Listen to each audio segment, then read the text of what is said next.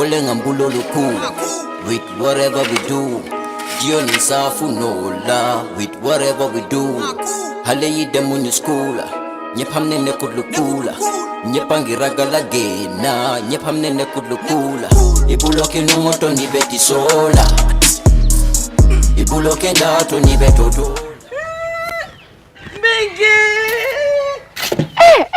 Mingi Congo. Lamin. Na? Lamin te jibe norin te nyame Lamin. Kabana wulo kono. Wulo kono nyinte mo Lamin. Pabilenki. Muna ngata afongole. Haina. Ngata. Ngoto le. Fabrama. Mingi. Baba nyola. Ngoto le Fabrama. Namu jumala kan kuma diten. Fabrama. Jumala mu. Ndele bare muso. Nunda mana. Jamani mbere. Alindo ko. Jamani. Bari ngoto man kontande.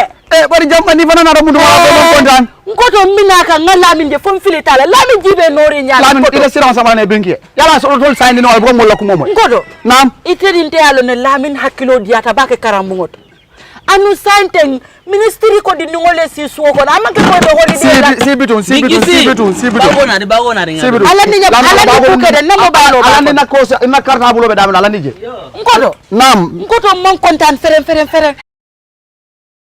de malo Lamin nyande sila la be la moy kala karam.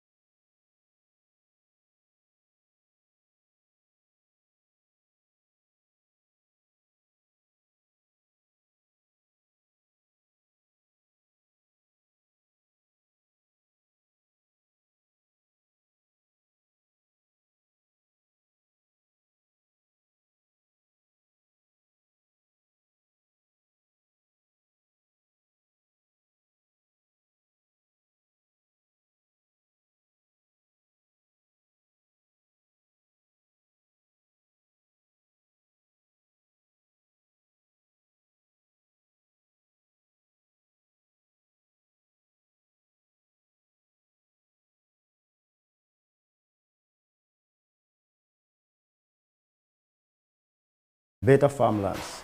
One of the reasons for the migration of the Mandinka is that they were looking for better farmlands. When we say better farmland here, we are referring to having fertile lands,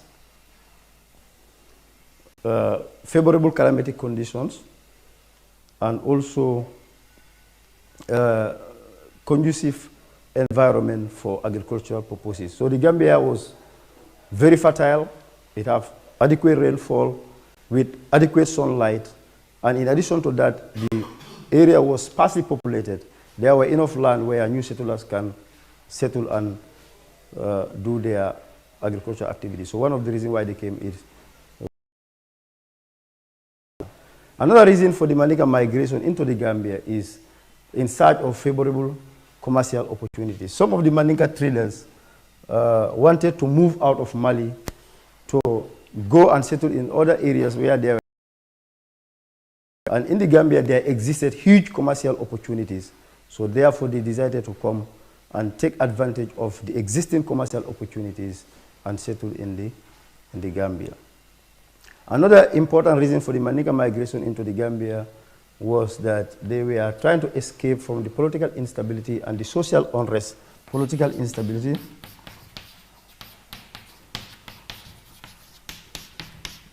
and social unrest in Mali. During the time of Sumanguru Conte was a Susu king. He was very, very ruthless. towards the Mandinkas. In fact, there were a lot of maltreatment towards the Mandinkas. Because of that, most of them decided to escape from Mali, from the arbitrary rule of Sumanguru Conte, to come and seek for sanctuary in the Gambia. So that is how some of them eventually come to the Gambia. And another important reason for the Mandinka migration into the Gambia was a political reason. That is conquest. There were those Mandinkas, particularly those from the ruling family, you know, the prince and the war general, who had the opportunity to build empires and rule their own people. But they couldn't rule on the Mali Empire. Because of that, they begin to embark on wars of conquest, conquering all the state that lies ahead of them, until eventually they came to the Gambia. And when they arrived in the Gambia, they established what became known as the Kabu Empire. Here we can talk about the exploit of people like Tremang Trawale, you know, and also Amari Sonko. When they came, they conquered the people in the Senegambia area. They established both the Sonko dynasty in Nyomi. They established the Kabu Empire with its capital at Kansala. So these are some of the most important reasons behind the Mandinka migration into the Gambia. Having talked about the Mandinka migration, it is important now we try to look at the effects of the Mandinka migration. What are some of the possible effects of the Mandinka migration, if I may ask? Of the Mandinka migration. One of this effect is that it led to the massive exodus of Mandinkos into the Gambia. There is over 75,000 people, according to oral tradition, you know, left Mali. And this number included different artisan groups, war generals, also prince and farmers to come and settle in the Gambia. They were involved in wars of conquest until they arrived and settled in the Gambia. Secondly, also, it led to the displacement and forced migration of some of the people that already in the Gambia. For example, when they came, they pushed those people, they forced those people to move to other part of the further south of the Gambia, and they settled in their places. Another important effect of the Mandinka migration is it led to the establishment of Kabu Empire. Kabu Empire. Like we said during our introduction, we said that when they came, they established the Kabu Empire. So one of the effects of the Mandinka migration is that it led to the creation of the establishment of the Kabu Empire, which had 14 states within the Kabu Empire. And all this Kabu Empire remained vassal state under the Mali Empire until it collapsed. Another important effect of the Mandinka migration is that it led to the establishment of Nyancho and Koring state across the Gambia. For example, you have Jimara, you have Kantora, you have Tumanna, you have Sandu, you have Nyomi, Badibu, Kiang, and Jara. 5, it led to the establishment of Dankuto. It led to the establishment of Dankuto. Dankuto is a Mandinka word which means joking relationship between the people and among the states. For example, you have Dankuto between the people of Nyomi and Kiang, between the people of Nyomi and Jara, between the people of Kombo and Kabo. Then another important effect of the Mandinka migration is acculturation. It led to acculturation, that is intermarriages between the Mandinka and some of their hosts in the Gambia, where they intermarry with people, the Jolas, the Papeli, the Bainunkas, and other people that were living in the Gambia. They also, some of the Igni group that they found here also adopted their culture and their tradition in the form of music, in the form of dance, and even in the form of dressing. So this was a very important effect of the Mandinka migration into the Gambia. Now, having discussed the effect of the Mandinka migration in the Gambia, we now move on to look at the social organization of the Mandinkas, the social organization of the Mandinkas. The Mandinka social system was based on a rigid caste system. The Mandinka social organization was based on a rigid caste system, which was highly stratified. meaning that in the Mandinka society, it was not everybody that was equal. There were the society was stratified. It was divided into social classes. Some people were more important than others. So the fundamental attachment to one's status was based on one's caste. And the caste one belonged was transmitted through descent from one generation to another. The caste that you belong to was determined by birth. If your father belonged to the noble, you become a noble. If your father belonged to the artisan group, you become an artisan. If your father belonged to the slave group, you also become a slave. That is what we are trying to explain here. So this descent or these classes were transmitted from one generation to another. You don't choose which class you belong to, but rather it was determined by birth. So you don't have control over which class you are going to belong to. So in the Mandinka society, 4 distinct classes could be identified. There were 4 distinct classes that could be identified under the Mandinka social organization or structures. And these classes are, you have the nobles, you have the freeborns, you have the artisans,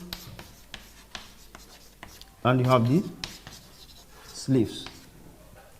The artisans, the freeborns, sorry, the nobles, the freeborn, the artisans, and the slaves.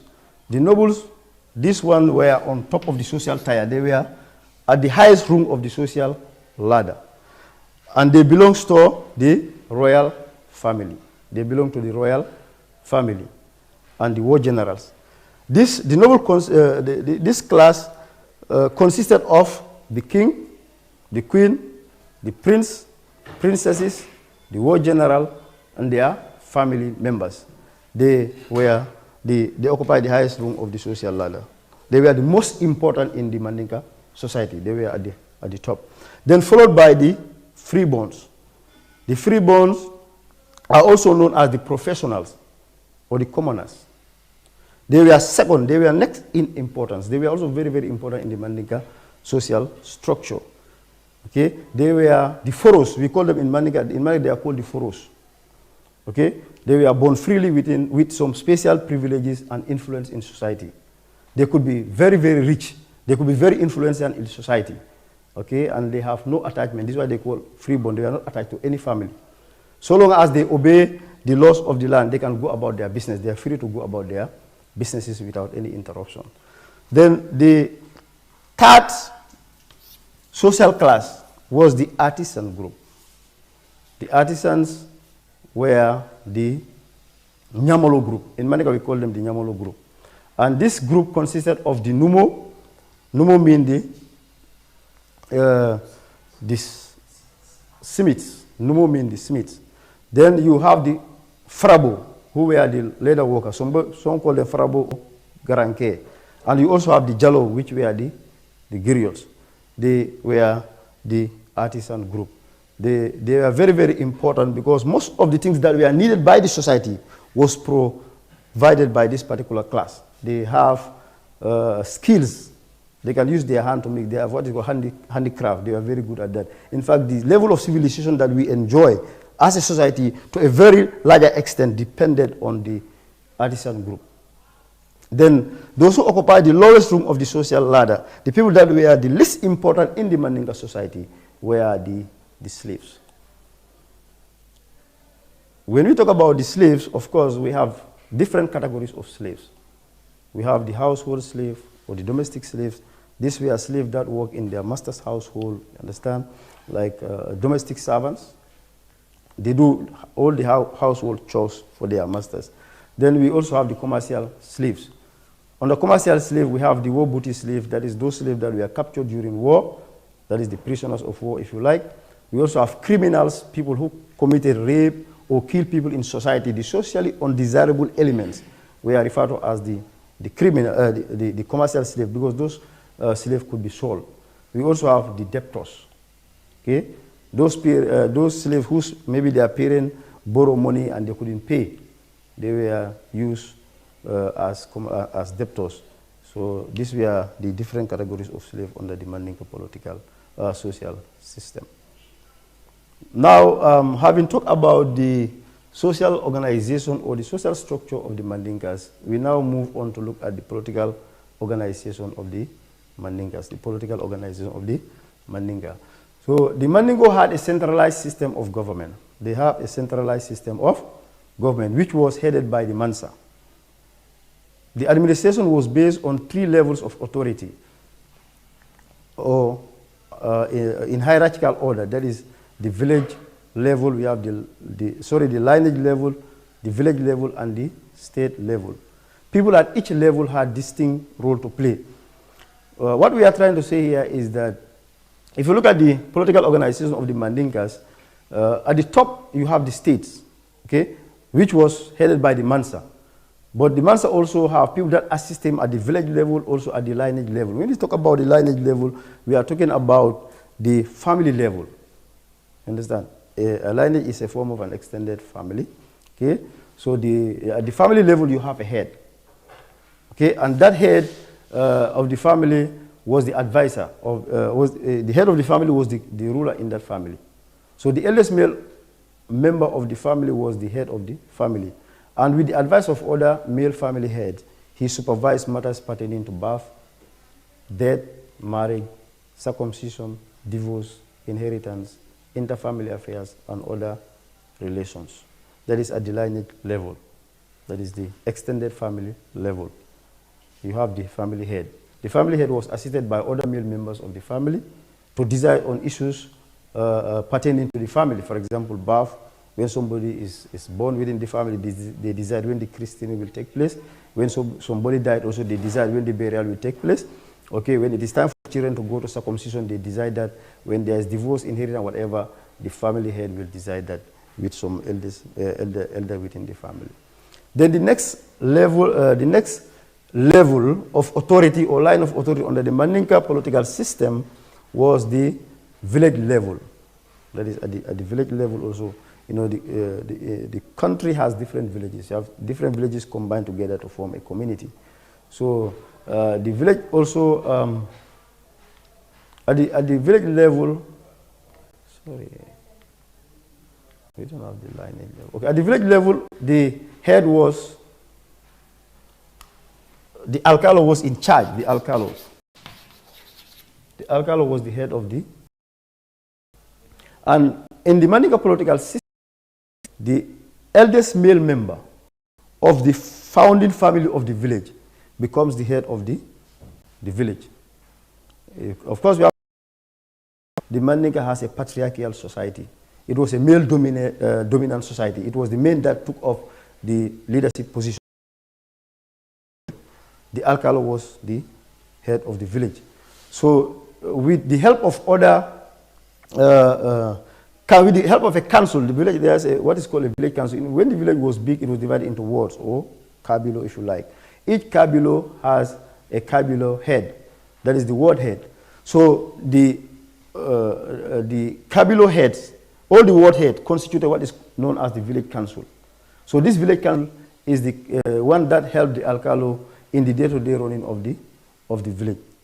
Now they decide when to where to harvest, when to start farming. They decide where people are going to settle within the village, and also they settle interfamily problem between the family, the lineages within the family.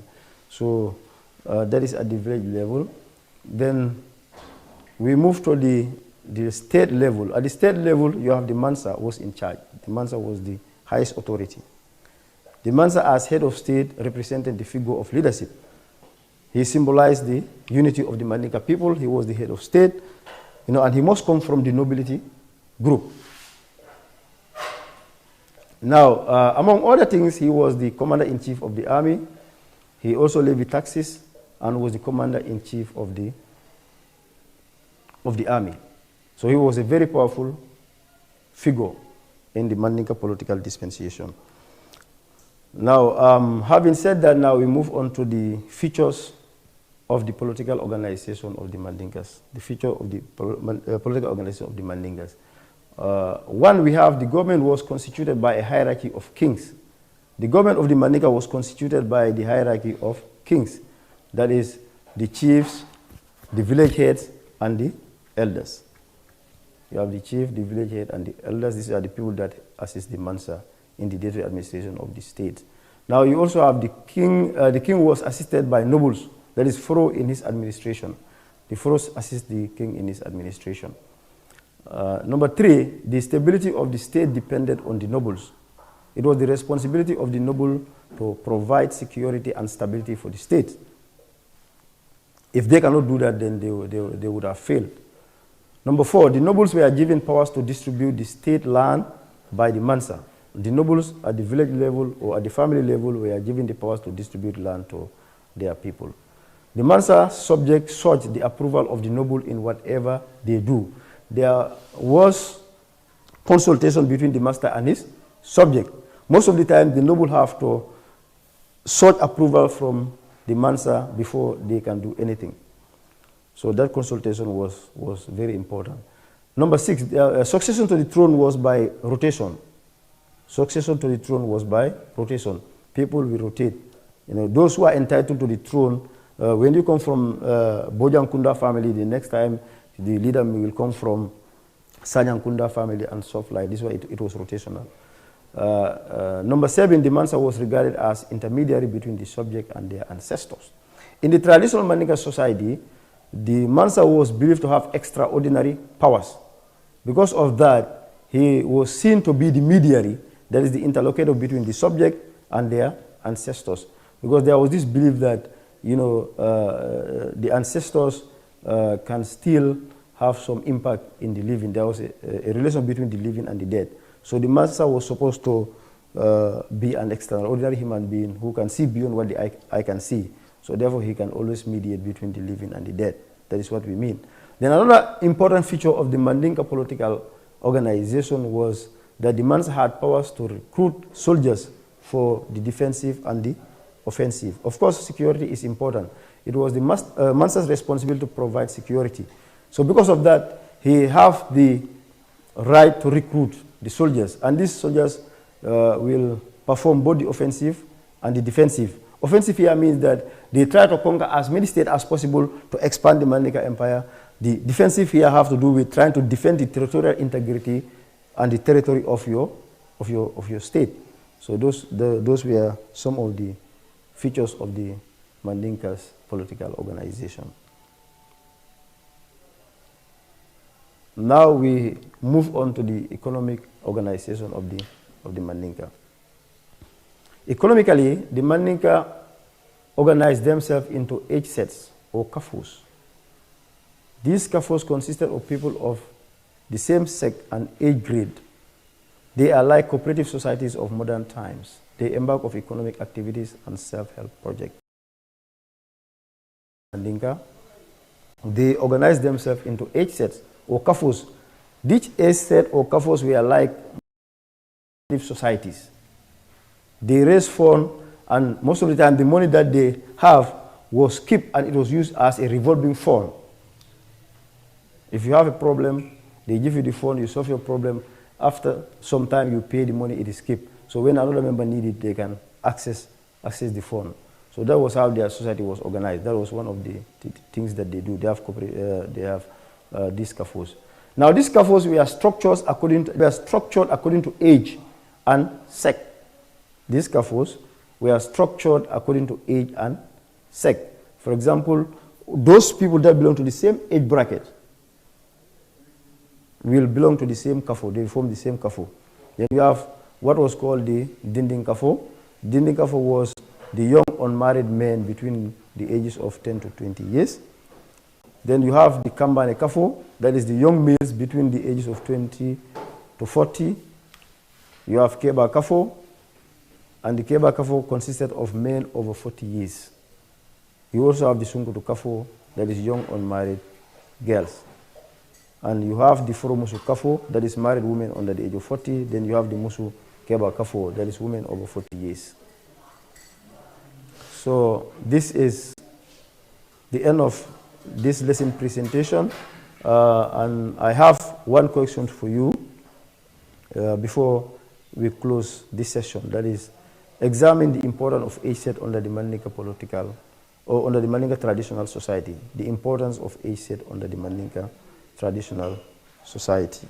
Thank you very much. Until I come your way next time.